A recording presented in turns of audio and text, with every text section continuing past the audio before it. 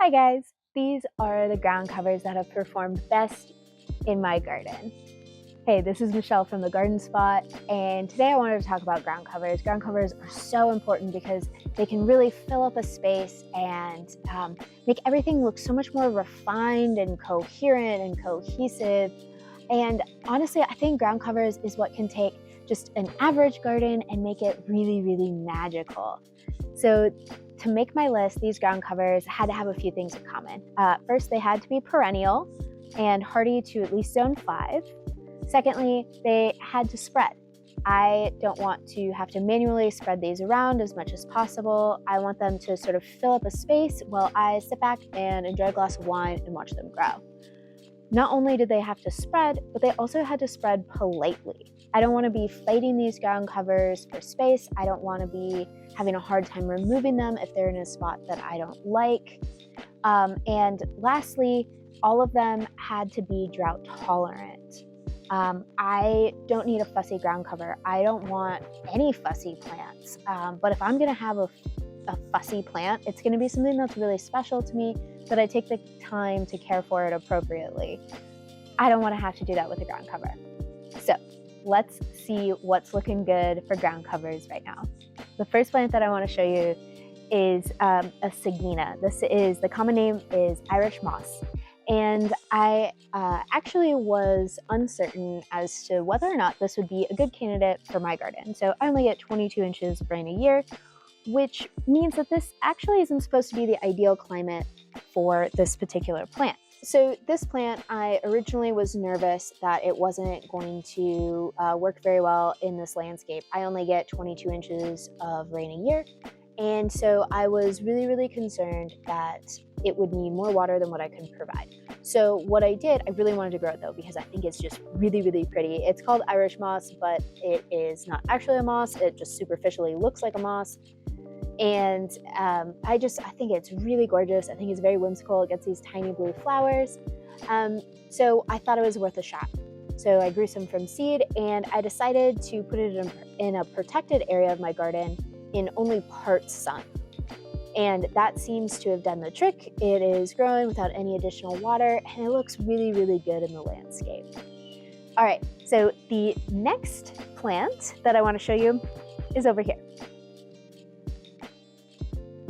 This fine looking plant is actually an Ajuga, and I know what you're thinking, Ajuga, it just spreads like crazy. I don't want that in my garden.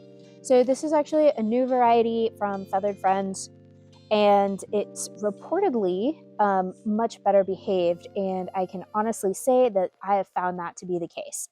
It's just slowly growing via offsets from the central growth area, and it's just being really well behaved in the garden.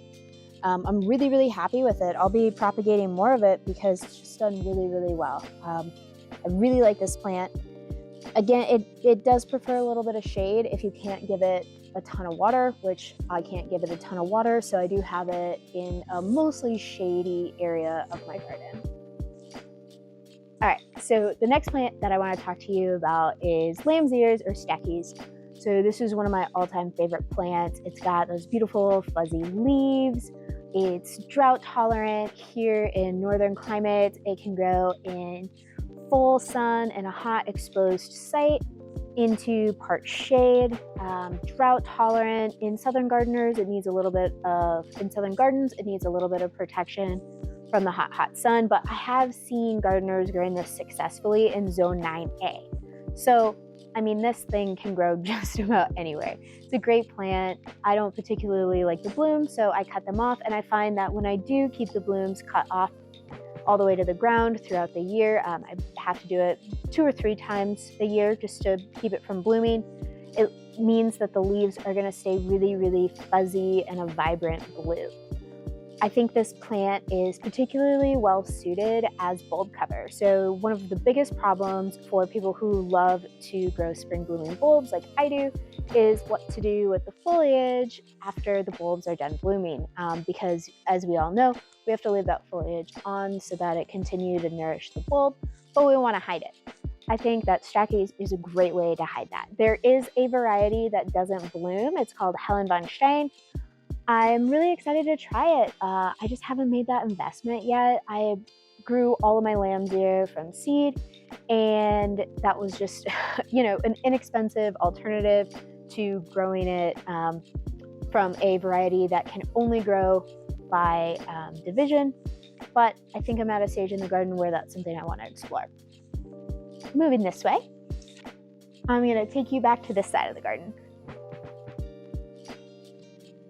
Doesn't look like much right now, I know. My dog's toys are in it. So this plant does not look like much at the moment. I totally realize that. It's also in a neglected and weedy area of my yard. But in time, with a little bit of love, this patch of Bearberry is going to turn into a really dense evergreen mat. What's so cool about Bearberry, this is our native variety, by the way, which is definitely a trait that I really love in it. So eventually, over time, this is going to form a really, really dense carpet in an area of my garden that's dry shade. So not only can this plant withstand dry shade, but it is also evergreen in the winter. Now, everybody always says, oh, this plant is evergreen, this plant is evergreen. But when I say this is evergreen in zone 5, I mean it. This plant is this beautiful glaucous green color year round. It's amazing. It's one of the very, very few non-coniferous plants that will retain its color throughout the year. So Bearberry is a win. But boy, is it tough to get established in the landscape. You can buy these from specialty nurseries now, or with permission from a landowner, you can try to dig some up and transplant it into your garden. If you go the latter route, just know that it's going to take some time to get established, which is what you are seeing here. But often the very best ground covers take a little bit of time to get going. But once this thing takes off, it's going to be a great trouble-free plant. Now, the next plant is conveniently right next door. This is Sedum rupestre Angelina, and it's exploded in popularity over the last couple of years, and it's obvious why. It is so beautiful. It glows in the landscape. It's such a pretty sedum. I love sedums as ground covers. I think that they are just really versatile. They're easy to grow, easy to propagate. I have a lot of nice things to say about them. This particular sedum does need more water than the average sedum, than the average creeping sedum, which generally are extremely drought tolerant. So that's something to keep in mind. It gets plenty of water here with my 22 inches of rain a year, so that's not an issue. But if you live in, say, a deserty region, you might look for a different sedum. Moving this way.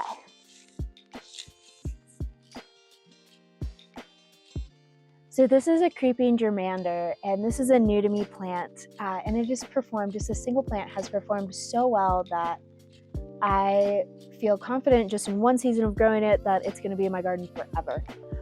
It's just, this is just one single 4-inch pot. It's formed this beautiful mat, evergreen mat that is, about 14 inches wide. Hardy to zone 5, and it's just really pretty. I'm kind of a sucker for silver foliage. I think that's a really lovely tone in a ground cover, and you can see here it's nestled up with more bearberry, a little bit of mahonia or Oregon grape, and some antenaria, which it just blends beautifully with all of them. The next ground cover that I wanted to talk about are the creeping thymes. This one is just the common purple creeping thyme, and it's quite beautiful. You can see that there are actually some slugs on it right now. Normally I don't have slugs and I don't have mushrooms, but we just had a huge downpour of rain last night, and we're starting to see the effects of that, which is so funny because usually my garden does not look like this. But and then next to it is another kind of creeping thyme, and this one is called a juniper creeping thyme. I'll throw up the botanical name, but I have been really happy with it. It's, it doesn't grow quite as quickly as the other creeping thyme, but it's just really pretty. It's really, really interesting.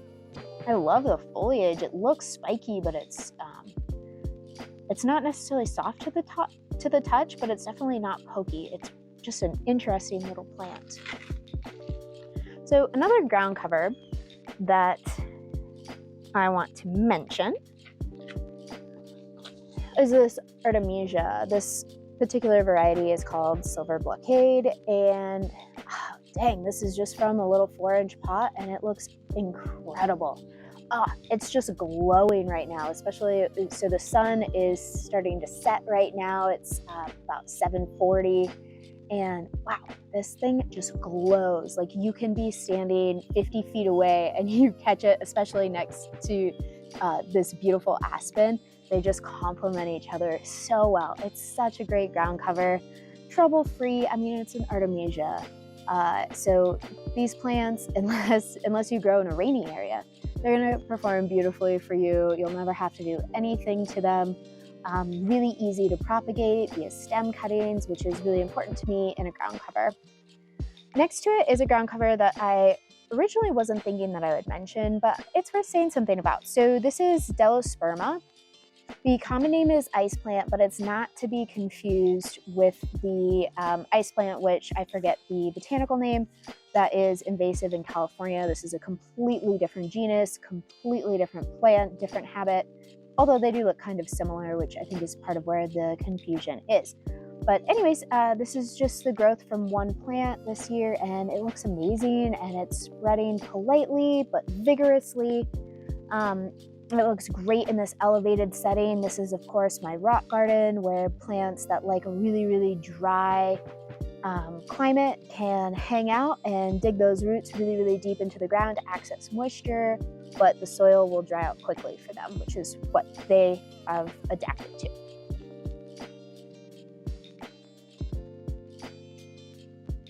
So this is a fun area of my garden because you can see a variety of different sedums. I love gardening with sedums. I think they are so, so fun.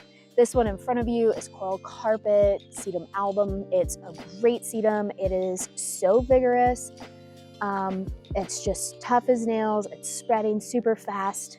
Love it. Can't say enough nice things about it. Then of course I have some classic Symperbium here. Also makes a great ground cover. Just note that all of these sedums, if your winter is really, really wet, they might rot. And that's just the way it goes with sedums, but as long as some of that stem stays dry, it's gonna be able to form roots again and root right back into your soil. But do know that it could be, July before they really get going again. So you might have that sort of sad looking spot in your garden for spring. Something to keep in mind, you can rectify that with spring bulbs. And another sedum right next to it that's worth mentioning is Blue Elf. This did not look like much when I first planted it, but it has just really turned out to be a nice sedum. This lemon yellow sedum behind it is also very gorgeous. I'll throw the botanical name up on the screen. Just note that the lemon yellow sedum does burn if it gets too much sun. It is the only sedum I know of that needs a bit of protection from hot, hot heat. So keep that in mind. As long as you can give it a little bit of protection. This one has protection from this pot as well as this small conifer, and it just looks really nice. Some other great sedum ground covers are right here as well. I forget which variety this is. I'll throw it up on the screen, but it just is growing really, really densely. It's got beautiful blooms. I'm really, really happy with it. Up next is a perennial grass. We're gonna go just over here. This is Elijah Blue Fescue, and it's, everybody's probably familiar with it. It's a great little grass. I've had a lot of success with it. I love its vibrant blue color. It looks really, really great in the landscape. It really it grows super, super fast, so it doesn't give you that kind of weird gap in the early spring season when other grasses are still dormant, which is really, really nice. The blue color is awesome. It looks great intermingling with other wildflowers or just as a standalone. It can definitely hold its own in the landscape. I really like it next to a conifer and intermingling with shorter ground covers. So the next ground cover that I want to talk to you about is the only one on my list that is not a perennial. This is Nigella, and Nigella is a heavy enough reseeder that I feel like it performs like a perennial in that it comes back reliably. Just so you know, this is a heavy self-seeder, so if that does not sound like something you want in your garden, don't plant it. If you want to try to constrain this plant, don't plant it in your garden because it is going to go everywhere. What you're seeing right now are the seed pods, which I think are some of the best parts about this plant. They're vibrant, they're beautiful, they're just starting to dry out now that it's September. But earlier this year, they were just a very, very rich red color. And the seed pods hold on well into winter. Yeah, they will stand up until we get the first heavy, wet snow of the year. I love Nigella. It greens up really fast too. Unlike a lot of annuals, this is a cool season annual and it gets going early. It gets going in like April. So it looks really, really great interplanted with spring bulbs. Now, the final ground cover that I want to talk to you guys about is my absolute favorite ground cover, and it might actually be my favorite plant. So this guy right here is Antenaria. If you watched any of my videos, then you know how much I love this plant. It is native to the Black Hills, but there are different species of Antenaria that are native from, oh my gosh, from Canada to Texas, all over the continental US. It is drought tolerant, it spreads quickly but politely. It is a native host plant. It is a host plant to a few different species. I'll throw them up on the screen. And it can tolerate mild foot traffic, not from like a person, but my dogs walk on it all the time. Small children can walk on it and it's totally fine. It can handle sun to shade. It's just one of the most versatile plants that I grow. If you have the opportunity to grow Antenaria, I cannot recommend it enough. All right, so that's all from the garden spot. I hope you found a ground cover that maybe you've never seen before, or you got inspired to try something that you've been wanting to try for a long time. I hope you guys get some time in your garden today.